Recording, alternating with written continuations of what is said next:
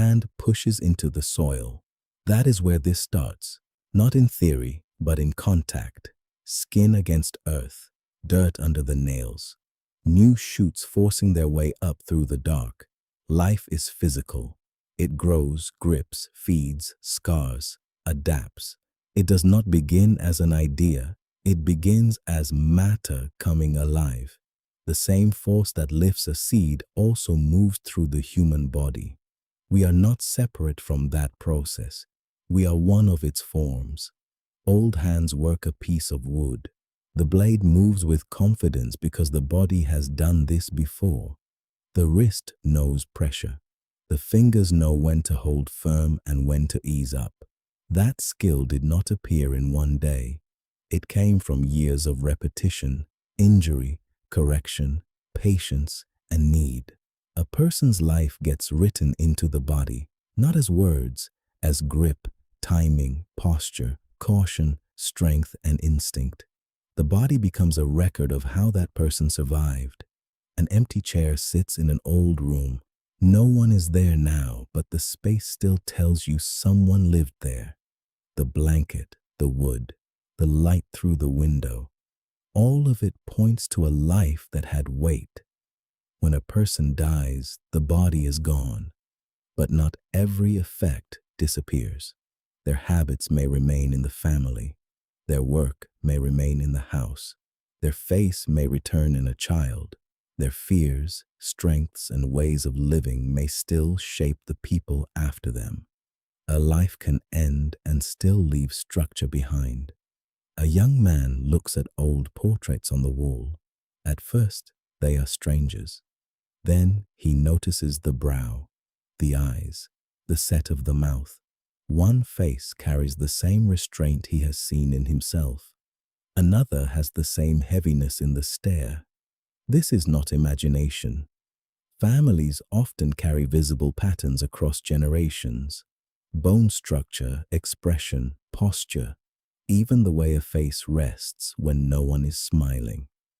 Ancestry becomes real when it stops being a name and starts looking back at you. A toddler sits near the photograph of a man he never met. The child does not know the story. He does not know the work, the pain, the jokes, the mistakes, or the private life behind that old face. Still, the resemblance is there.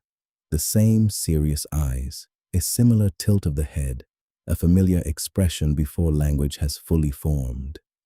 That matters. If a face can reappear, then some of the biological system behind that face may reappear too.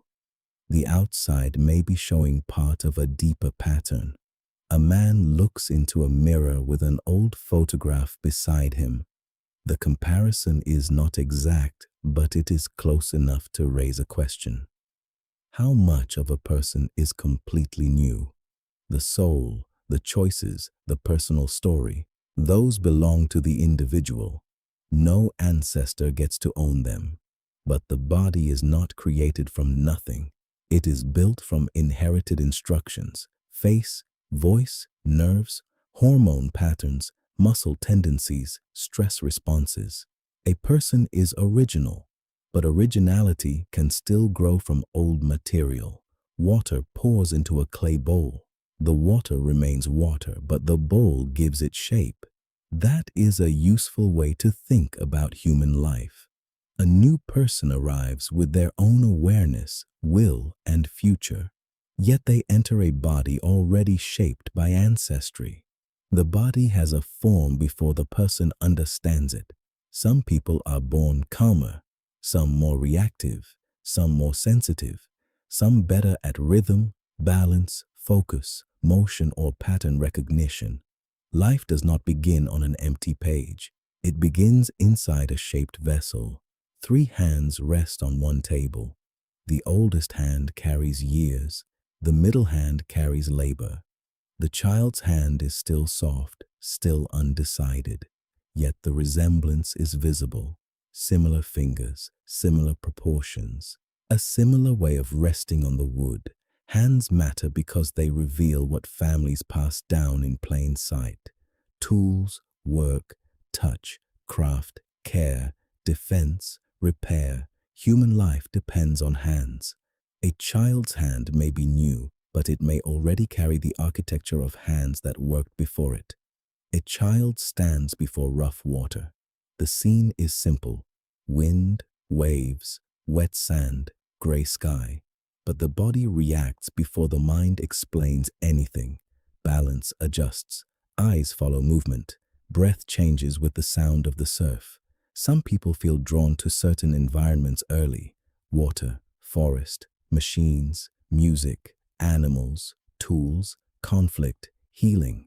That pull may come from exposure, culture, temperament, or inherited sensitivity. Often, it is probably a mixture. The point is not fate, the point is readiness. A face blends with roots and DNA. This is where the idea becomes grounded. Genes help build the face, but they also help build the nervous system. They influence how the body handles stress, how easily it startles, how quickly it calms down, how it learns movement, and how it responds to the world. That does not mean memories are stored in DNA. It means the body can inherit tendencies. A descendant may not inherit the ancestor's story, but they may inherit parts of the equipment that shaped how that story was lived. A baby's hand rests on an old journal. The child cannot read it. The words are not inside his mind. The events on those pages are not his memories. But the journal and the hand belong to the same line. That is the difference. Family history is not only what we are told. It is also what we carry before we can speak. A certain sensitivity, a certain intensity, a way of reacting, a body that leans toward some things and away from others. The story is not copied. The conditions for certain stories may be: a child reaches for an old fishing net. He does not know the knots yet. He has not learned the weather, the weight of wet rope, the patience of waiting, or the danger of water. Still, his interest is real. This is how many abilities begin, not as finished knowledge, but as attention. A child notices one thing more than another. The body stays with it. The hands want to understand it. The mind returns to it. Maybe inheritance sometimes works like that. It does not give the skill. It gives the doorway into the skill. An elder holds a newborn. No symbol is needed. The meaning is right there. One body near the end of its road. One body just beginning. Wrinkled hands holding new skin. Old breath close to new breath. The child is not a replacement. The elder is not being repeated exactly. But continuity is real. The newborn carries new possibility inside an old line of bodies. That line includes strength, weakness, illness, survival, temperament, resemblance, habits, and gifts.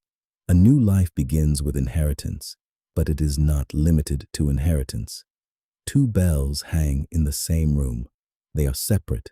One is older, darker, marked by time.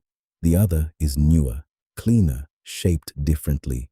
Still, if their tones are close, one can make the other vibrate. That is a strong image for family resemblance.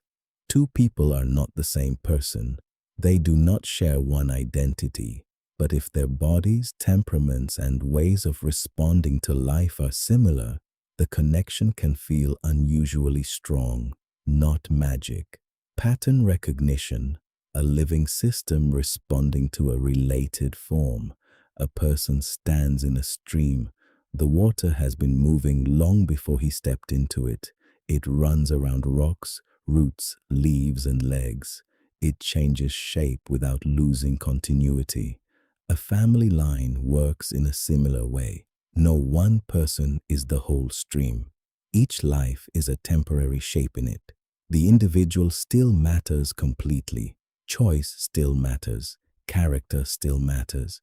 But no one starts as a sealed-off unit. We begin inside a flow of biology, culture, memory, environment, and relationship. A young craftsman works beside an old photograph. The living hand cuts fresh lines into the wood. The photographed face says nothing. There is no ghost in the room. Still, the connection is visible. A similar hand, a similar patience, a similar concentration. Skill comes from practice, but practice itself often begins with attraction. Some people are pulled toward the exact kind of work their body seems built to learn. That does not remove effort. It explains why effort feels natural in one direction and forced in another. A family walks through tall grass toward an old tree. This is ancestry without needing a lecture. Children move between adults. Adults carry their own parents in memory, habit, and body. The land holds the scene quietly. People are shaped by more than private desire. Food, work, fear, discipline, affection, poverty, faith, injury, music, tools, language, all of it travels through families. Some of it should be healed. Some of it should be honored. Some of it should be transformed. Inheritance is not a command. It is material. An old tree stands by a river. At its roots are photographs and small objects from lives already gone. A living person touches the bark. That is the final image, not worship of the past, not surrender to blood, not pretending the dead are secretly controlling the living. Something more direct. Life leaves patterns. Bodies carry them. Families repeat them. New people can feel them, use them, resist them, deepen them, or change them. A person is not just a copy of those before them, but they are not made from nothing either. They are a new life carrying old structure into a new choice. That is ancestral resonance, not memory passed down whole, not destiny, a living pattern, returning with a chance to become more conscious than it was before.